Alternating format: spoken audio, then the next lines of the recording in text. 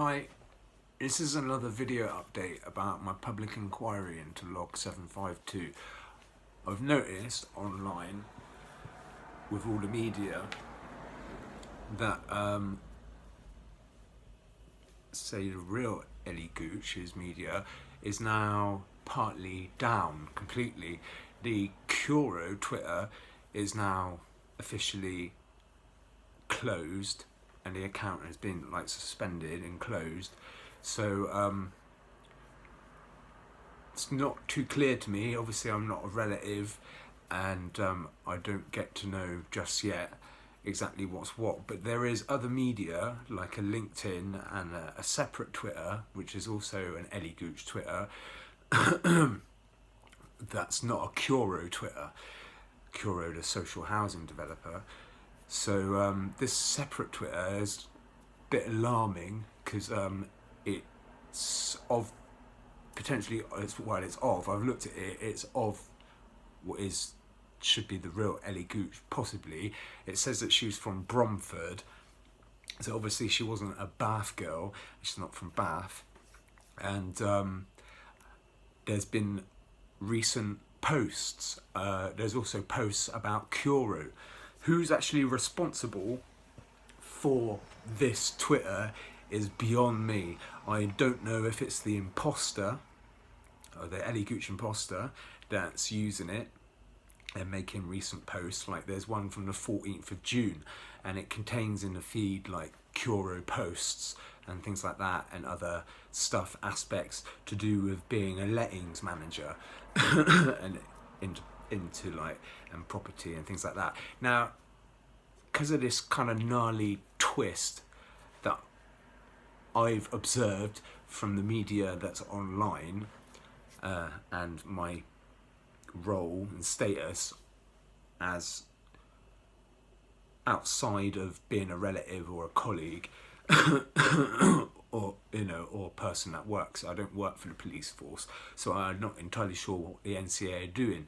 I have contacted the Home Office.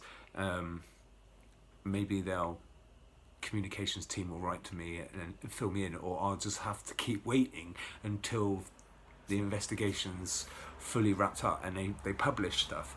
Now, if it's this imposter, why isn't the imposter on remand? Because that imposter should be on remand.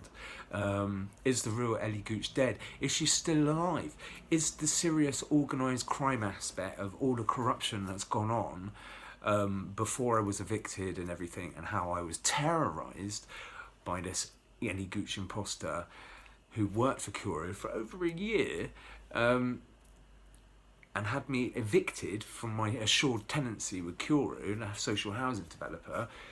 I mean, that's like an unlawful intimidation. It's also identity theft, fraud, deception. I mean, it's serious organised crime. So, and obviously, like it's a radicalised serious organised crime. It has like a political agenda to it and a political aim, because the social housing developer works in partnership with the district governance of the regional governance to like central governance and like Parliament and House of Commons Westminster and like the headquarters in London. So like what exactly is this radicalised political aim of theirs? Exactly, it's not too clear to me. It's obviously that it's not religious, like within its intent. I understand what a common purpose is. I have done for years.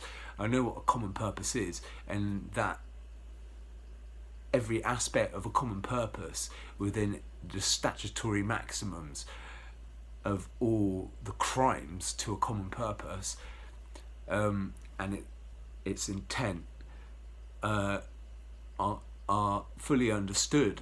And explained in easy to understand terms within how it's written in legislation, the law of it. It's easy to understand in terms of the negligence and the gain and advantage that's illicit within a common purpose and its corruptions. So the radicalised political aims not too clear. It's a terrorism all the same. It's an extremism. The serious organised crime and corruption of this public inquiry is a terrorism. It is an extremism. Both of those are interchangeable, and both of them are distinctly explain and describe the ways to account for this serious organised crime and corruption that's gone on. And it's not just of this social housing developer that's in partnership with the district governance in Baines. It's obviously the local authorities involved, because of all the police corruption that went on, in terms of, like, whilst I was engaged in my tenancy with Curo and I was making complaints about the crimes of the antisocial behaviour, I tried several times to have those neighbours arrested for the crimes of their antisocial behaviour, and I was allowed to complain.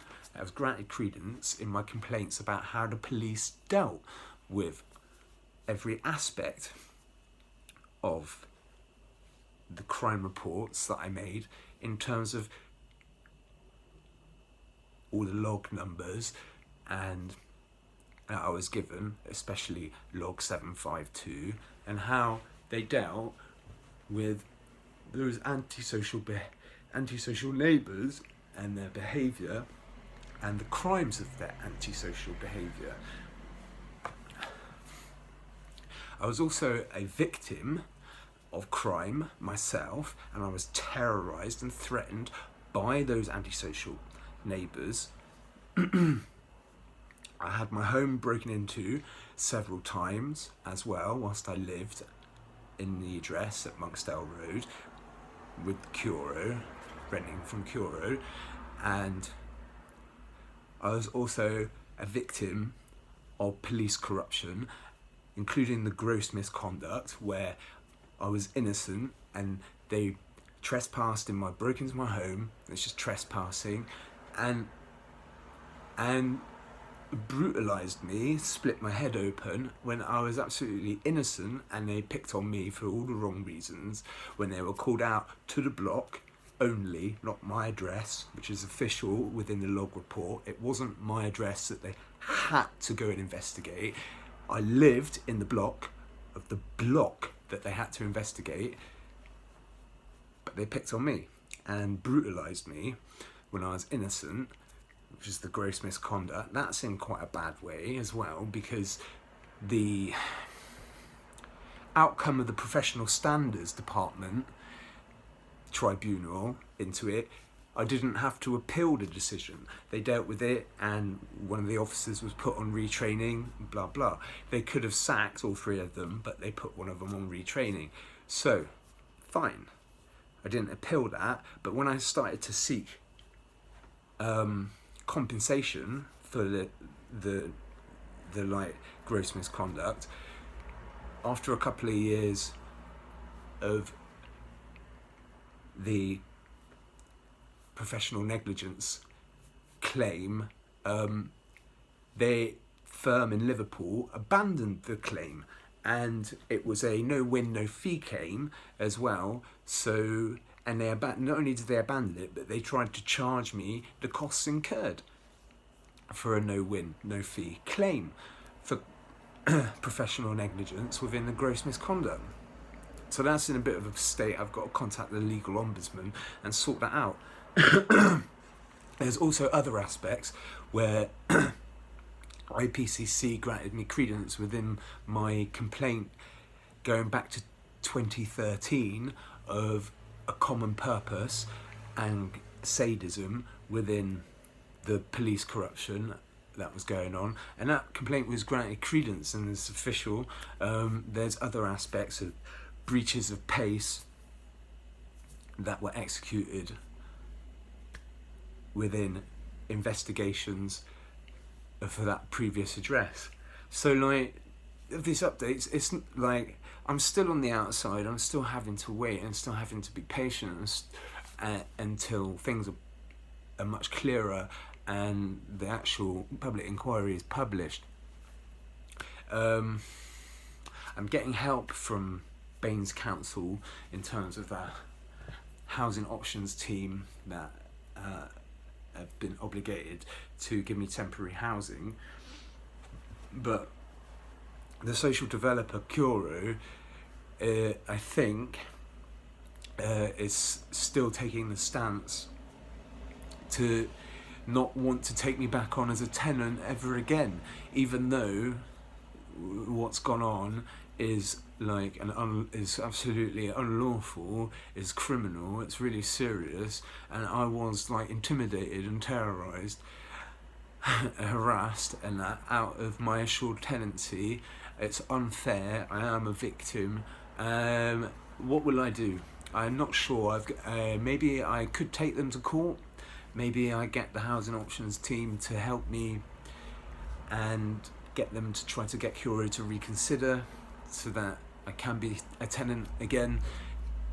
Maybe I'll have to wait until the public inquiry is fully published, until I can seek a formal apology, and then start to go down the route of reconsiderations and setting things straight so that things are much fairer and I get treated like I should be treated, rather more appropriately, rather than how I have been. I'm not sure, still not sure who's responsible exactly for media updates within the Ellie Gooch media that is available from search engines on the internet. Who it is exactly is not clear. Obviously, like I said, the Kuro Twitter has been taken down now, but there's still other aspects, like the LinkedIn, a different Twitter, and Facebooks and stuff and other stuff, and it's not too clear. And other people, there are other women who have the same name apparently, and that are of here and there within the indexing and stuff. So just having to wait patiently to find out exactly what's what. Thought I'd share that with you all. That's what's going on at the moment. Can only wait and see what happens. So there we go. All right.